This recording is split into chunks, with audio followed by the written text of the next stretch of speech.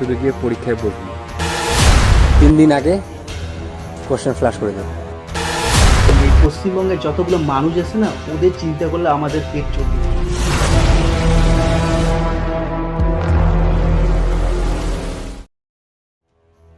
আমি তোকে এই কারণে ডাকলাম, পাবলিক সার্ভিস কমিশনের এক্সাম কবে শুরু?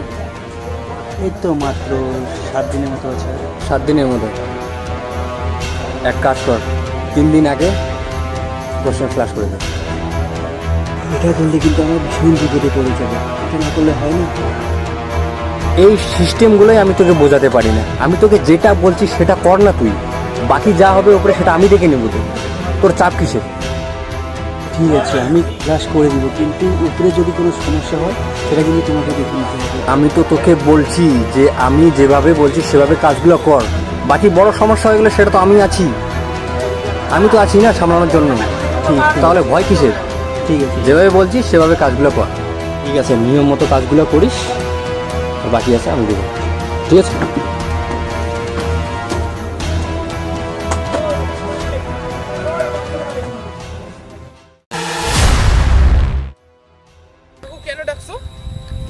জিৎ, তোর বাবা মা মারা যাওয়ার পর তোর গোটা দায়িত্বটা আমাকে নিতে হয়েছে। আর তোর বয়স তো আর দিন দিন কম হচ্ছে না, বেড়ে যাচ্ছে। এই বন্ধু বান্ধবের সাথে আড্ডা সাড্ডা না মেরে, চিন না করে কিছু করার চেষ্টা কর।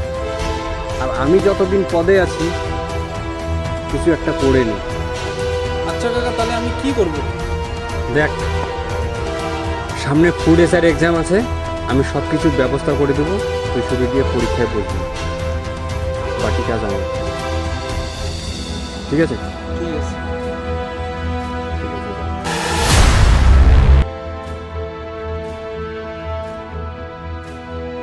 চেক। আজাদুল, তুই তো জানিস এমএলএ মন্ত্রীর হাত অনেক বড়, সেটা তুই তো ভালো করেই জানিস। তুই যদি ওই সিটটা রাখতে চাস তাহলে আমার নামে 10টা সিট রিজার্ভে রাখতে লাগবে। আর যদি না চাস, এর পরিণাম কি হবে তুই ভালো করেই জানিস। ঠিক আছে, ঠিক আছে, তোমাকে কিচ্ছু করতে হবে, তুমি যেটা বলবো আমি সেটাই করবো, তুমি কোনো কিচ্ছু করতে লাগবে না। আমাদের ছেলে 10টা ব্ল্যাঙ্ক পেপার পরীক্ষা হলে জমা করবে, সেটা তোকে বুঝে নিতে হবে যে ওগুলো আমাদের ছেলে। ব্যাস, আর বেশি কিছু তোকে বলবো না। এই দায়িত্বটা আমি তোর হাতে ছেড়ে দিলাম, বাকি যা কাজ করার তুই করে নিবি। সময় মতো তোর পেমেন্ট বাড়িতে চলে আসবে। ঠিক আছে?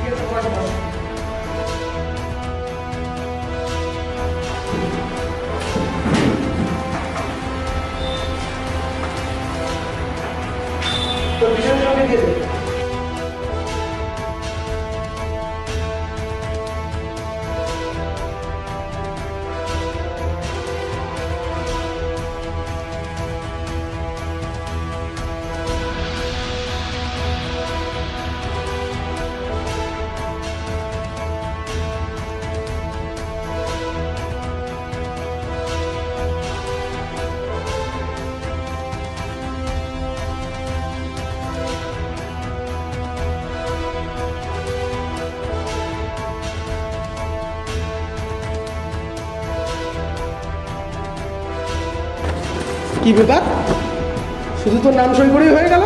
স্যার, আমার কাজ হয়ে গেছে।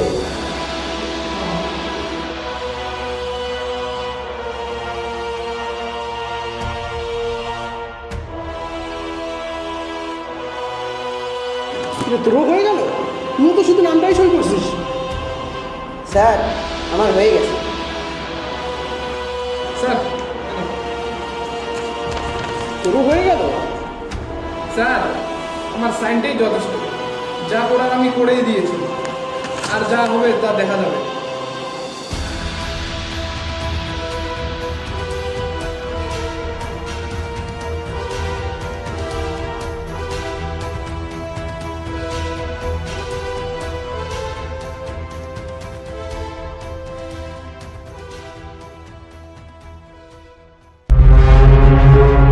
ওকে আমি যে কারণে ডেকেছি, তুই এখানে দেখ কতগুলো ব্ল্যাক পেপার আছে। এখনই এগুলো বের করবো। শুধু ব্ল্যাঙ্কগুলোই কি বের করবো, আর বাকি যারা ভালোভাবে পরীক্ষা দিছে? শোন, এই পশ্চিমবঙ্গের যতগুলো মানুষ আছে না, ওদের চিন্তা করলে আমাদের পেট চলবে না। তোকে আমি যেটা বলছি তুই সেটা কর, বাকি সব ডাস্টবিনে ফেলে দে।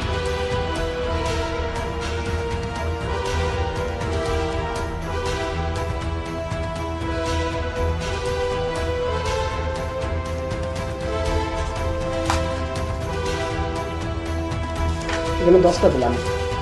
ঠিক আছে, এই 10টা এখানে রেখে বাকি সব ডাস্টবিনে ফেলে। স্যার, আমরা যে এই কাজটা করতেছি, এটা কি আমরা ঠিক করতেছি? এই পরীক্ষায় কোটি কোটি মানুষের স্বপ্ন বেরিয়ে আছে। তোকে অত চিন্তা করতে হবে না, তোকে আমি যেটা বলছি তুই সেটা কর। ঠিক আছে স্যার, আপনি যেটা বলবেন সেটাই হবে। গুড।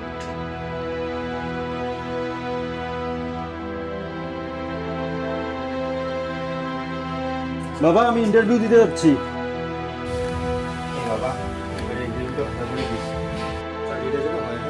ঠিক আছে বাবা, তুমি দোয়া করো। আসছি আমি। মে আই কামিং স্যার?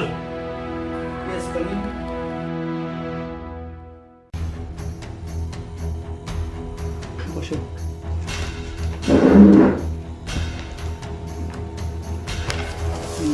দেখি তোমার কি কোয়ালিফিকেশন আছে।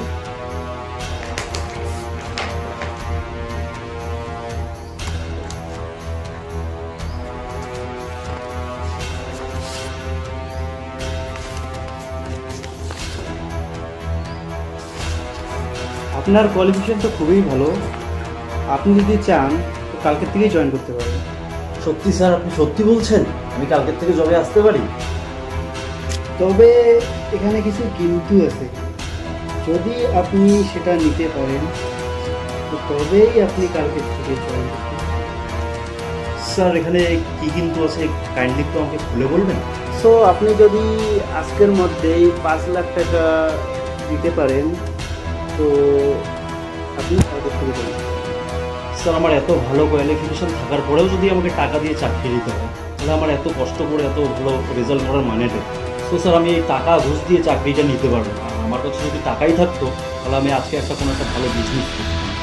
তো আপনার জন্য দরজা খোলা আছে, আপনি যেতে পারেন। Thank you sir.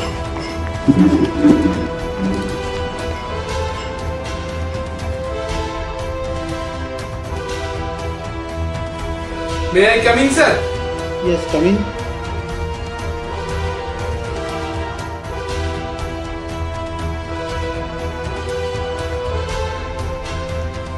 সো দেখি আপনার কোয়ালিফিকেশন।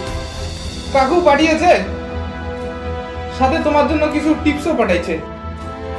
ও ঠিক আছে ঠিক আছে ঠিক আছে।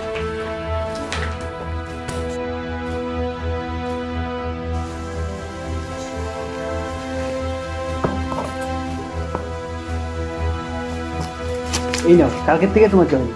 Thank you sir.